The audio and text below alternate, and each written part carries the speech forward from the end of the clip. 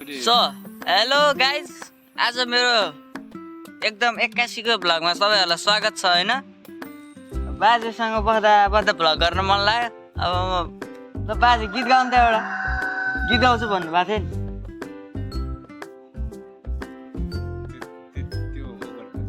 ऊ भने के त्यसलाई बन्द गरेर अहिले हेर कस्तो आउँदैन गीत अहिले कुन गीत हेर्नु होइन कि अहिले त्यो भनेको कुरो के ए अहिले मैले रेकर्ड गरेको हेर्ने भने त्यसले बन्द गरेर ल गाइज, म बाजेलाई अहिले रेकर्ड गरेको हेर्नु मन लाग्यो अरे, म देखाउँछु हैन। ल फेरि पनि स्वागत छ हैन। बाजेले हेरे नि त त्यो भिडियो कस्तो भनेर रहेछ मैले। मस्त रहेछ यार, त्यस्तो सिपालो रहेछ बाबले यार। अहिलेको जमानामा गायककार पो रहेछ यार हाम्रो गाउँ। गीतै गाएर कसरी गायककार हुन्छ त। ल गीत गायो त कपिराइट आउँछ, गीत गाउने नि होइन। अब के भन्नु त, अब अरू नयाँ नौलो केही छैन होइन। त्यो कपाल कोटारमा नभए गीत गाउनु अब के बन्दीपुरेमा गाउन त आउँदैन कि मलाई मलाई नै आउँदैन नि। के गर्नु दङ पर्यो भने दङ त दङ छ नि। जिन्दगी काट्नुलाई धेरै अप्ठ्यारो भयो। के गरी चाहिँ जिन्दगी काट्ने हो, के गरी दिन कटाउने हो, जिन्दगी काट्ने अप्ठ्यारो भयो अरे। कसरी समय काट्न ऊ भयो, धेरै अप्ठ्यारो भयो। अप्ठ्यारो समय काट्नलाई एउटा मान्छे चाहिन्छ होइन। चाहिन्छ त बाजेले खोज्नु पर्यो। खोज्नु पर्यो। तन बुढो भयो नि मन बुढो हुँदैन नि त, हो कि मान्छे बुढो भयो भने मन बुढो हुँदैन। हो नि। कुरो त्यस्तो हो नि त।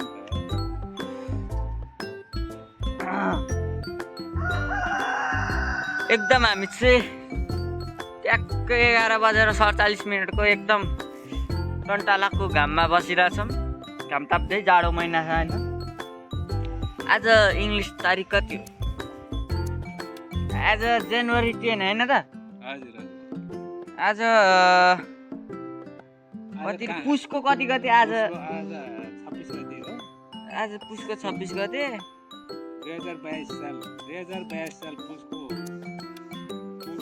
9को महिना 26 गते 26 गते हो। आज शुक्रबारको दिन, समय राम्रो पनि छ। शनिबारको दिन हो आज। आज शनिबारको दिनमा धेरै दिन रमाइलो छ। पनि छ। आज कलेज बिदा पनि छ, बाजेको पनि छुट्टी छ। काम पनि छैन, दाम पनि छैन, खाना पनि छैन, लाउन पनि छैन, सुत्ने पनि छैन, केही छैन। अन्धोल भएर बसियो बिन्दास पाराले के गर्नु के गरौँ के नगरौँ खुल्दुली भएर बसिरहेछ। त्यो आयो र अहिले हेर्नु ल सँगै अरू नि के भनौँ। ट्याक्क मेरो पनि बिदा छ होइन। हजुर कति गतेसम्म भन्दा आजबाट बिदा भएको हो। ट्याक्क पुसको के अरे पुस मङ्सिर होइन, पुसपछि मङ्सिर आउँछ होइन, माघ आउँछ। माघको 5 गतेसम्म बिदा, 6 गते स्कुल जाने हो। मेरो पनि बिन्दास पाराले बिदा छ। होमवर्क देखाएन, होमवर्क गर्न मन लाग्दैन। हजुर के गर्ने भाइ, अनहोलमा छु म पनि। अब यसो फोनमा बोलौँ भने बोल्ने मान्छे छैन, सम्पर्कै छैन क्या। चिनेको मान्छे पनि साथी पनि छैन। गर्ने के हो त हामी एक्लै। चिनेको एउटा साथी छ आयुष ढकाल भन्ने, कुमारी चोकमा बस्छ। त्यसको घर नि कति बस्नु, त्यो आमा बाउले लहट्ला भन्ने डर लाग्छ। ए एउटा गर्लफ्रेन्ड नहुनु नि धेरै पीडा हुँदो रहेछ बाजे। चाहिने रहेछ, जाडो कटाउन नि चाहिने रहेछ। यसो बिदा भयो झ्याउला न बोल्न नि चाहिने रहेछ।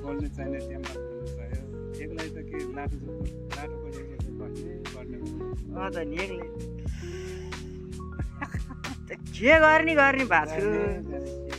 घाममा नि कति बस्नु, डढेर कालै होला फेरि। अब टिकटक हाल्यो, स्टोरी हाल्यो, बस्यो, त्यही त।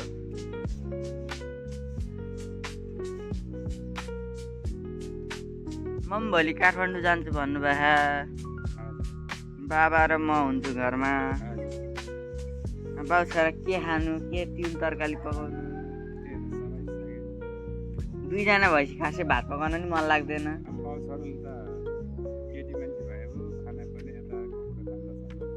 छोरा मान्छे जस्तो होइन, बुरुच्छ हामीलाई।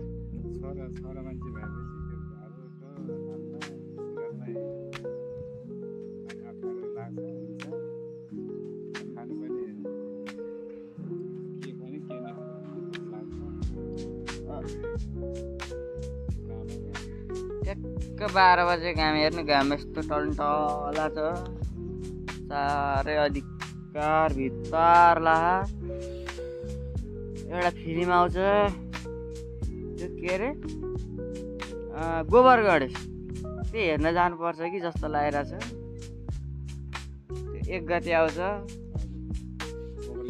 गोबर गणेश फिल्म आउँदैछ कि। आफूसँग सुख होइन त्यो हेर्नलाई नि दाइले लाने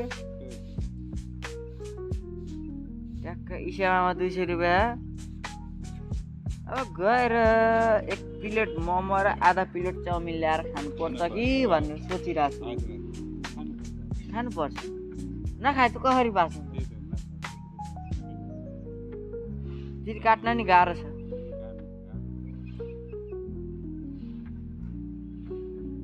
24 घन्टाको दिन छ।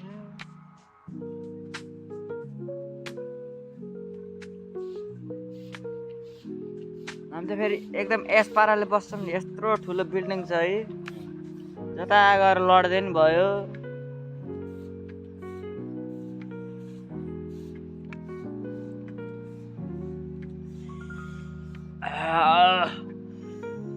यति नै होइन त गाइस, अरू के भन्नु? मम्मी कोठातिर अरू केही छैन ल, यति नै हो। अरू के भन्नु मैले होइन? आज गफै सिद्धियो, बाजेले नयाँ गफ निकालेको हो।